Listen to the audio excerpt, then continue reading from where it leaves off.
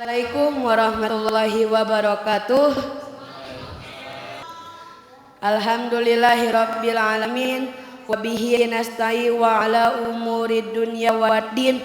Wassalatu wassalamu ala asrafil anbiya'i wal mursalin sayyidina wa maulana Muhammadin wa ala alihi wa sahbihi ajma'in. Asyhadu an la ilaha illallah wa asyhadu anna Muhammadar Rasulullah, amma ba'du. Puji syukur kehadirat Allah Subhanahu wa taala yang telah melimpahkan rahmat dan hidayahnya kepada kita semua. Shalawat dan salam selalu tercurah kepada baginda Nabi Muhammad sallallahu alaihi wasallam beserta keluarganya, para sahabatnya, dan kita sebagai umatnya hingga yaumil akhir. Jamaah salat tarawih yang dimuliakan Allah Subhanahu wa taala, sebelum tarawih dilaksanakan ada beberapa pengumuman yang akan kami sampaikan. Yang pertama yaitu informasi saldo infak tarawih tanggal 18 Maret 2024 adalah sebesar Rp1.708.300. Alhamdulillahirabbil alamin. Kami ucapkan jazakallahu khairan katsiran atas infak dan sedekah jamaah sekalian. Semoga mendapatkan ganjaran pahala berlipat ganda dari Allah Subhanahu wa taala. Amin ya rabbal alamin. Dan pengumuman selanjutnya yaitu informasi mengenai kultum tarawih malam ini akan disampaikan oleh Bapak Susilo Edi, dan imam sholat tarawih yang akan dipimpin oleh Bapak Susilo Edi. Dan alhamdulillah beliau sudah hadir di tengah-tengah kita. Demikian maklumat ini kami sampaikan. Mohon maaf atas segala kekurangan, dan kepada Bapak Susilo Edi kami persilahkan. Wassalamualaikum warahmatullahi wabarakatuh. Bismillahirrahmanirrahim. Assalamualaikum warahmatullahi wabarakatuh. Terima kasih Adik MC yang sudah membawakan acara. Sebenarnya Adik MC ini lebih pantas jadi penceramah, suaranya lantang, bagus sekali. Nanti ke depan bakal jadi calon ustadz di Panorama Presiden. Alhamdulillahirabbil alamin. Wassalatu wassalamu ala asrofil anbiya'i wal mursalin wa ala alihi washabbihi ajmain. Asyhadu an la ilaha illallah wa asyhadu anna Muhammadar Rasulullah. Yang saya hormati Bapak Ketua Masjid DKM Panorama Presiden beserta jajarannya, Ketua Lingkungan yang saya hormati Bapak-bapak, Ibu-ibu, dan adik-adik semua. Setahun lalu saya berdiri di sini,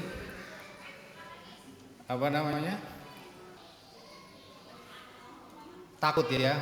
Sekarang pun setahun kemudian masih takut juga. Jadi kalau anak-anak itu dari kecil sudah belajar tampil di depan umum, itu modal yang sangat bagus untuk kelak nanti kalian setelah dewasa itu, setelah besar, bisa tampil di depan umum. Pada malam hari ini saya diberi tugas untuk menyampaikan kultum. Judulnya itu ganjaran pahala bagi orang-orang yang berpuasa. Kalau kemarin Pak Aan diawali dengan pantun, sekarang mau pantun lagi apa enggak?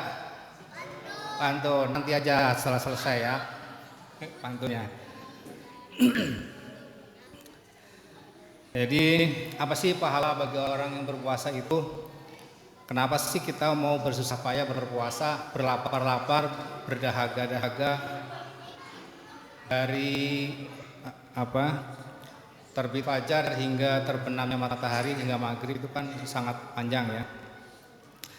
Jadi dari Abu Hurairah, Rasulullah SAW bersabda yang artinya bahwa setiap amalan kebaikan yang dilakukan oleh manusia itu, oleh Bani Adam, Ibnu Adam, anak turunan Adam. Jadi kita semua anak turunan Adam, atau ada yang turunannya Pithecanthropus erectus, Tentu tidak ya, semuanya turunan anak Adam, anak cucu Adam. Jadi setiap amal kebaikan yang dilakukan oleh manusia itu akan dilipat gandakan dengan 10 kali kebaikan yang semisal hingga sampai 700 kali lipat. Kemarin sudah disinggung oleh Ustadz Topik. Kemudian Allah Ta'ala berfirman yang artinya kecuali amalan puasa. Artinya amalan puasa itu tidak sebatas hanya 10 atau 700 kali lipat. Jadi lebih besar, bisa lebih besar dari itu. Tergantung bagaimana nilai berbeda antara setiap orang.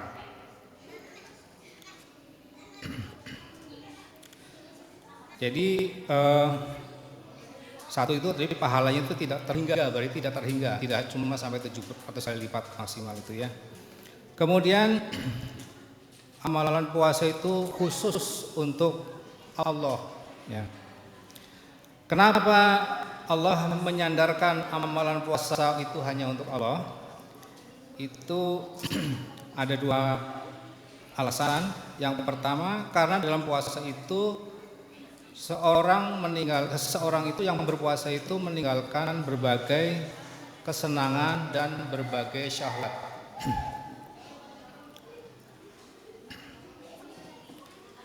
Dan hal ini tidak didapati pada amal yang lain. Misalnya sholat itu memang nggak boleh makan, nggak boleh minum. Tapi waktunya cuma beberapa menit sholat itu, paling cepat paling lama itu mungkin 10, udah lama sekali itu, 15 menit satu sekali sholat itu sudah termasuk lama sekali ya. Bahkan ketika hendak sholat pun, ketika makanan sudah dihidang dan kita merasa butuh makanan itu, masih lapar gitu, boleh kita melanjutkan menyantap makanan itu, menunda sholat ketika selesai makan. Itu kalau makan. Kemudian yang kedua adalah karena puasa adalah rahasia antara seorang hamba dengan Kholiknya, dengan Robnya, yang tidak ada orang lain yang mengetahuinya. Jadi amalan puasa itu sir ya, tidak orang itu tidak akan jadi riya karena puasa.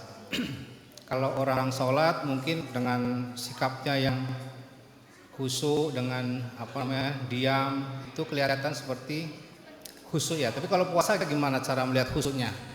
Apakah yang terlihat lemas itu dianggap lebih khusyuk daripada yang tidak lemas misalnya?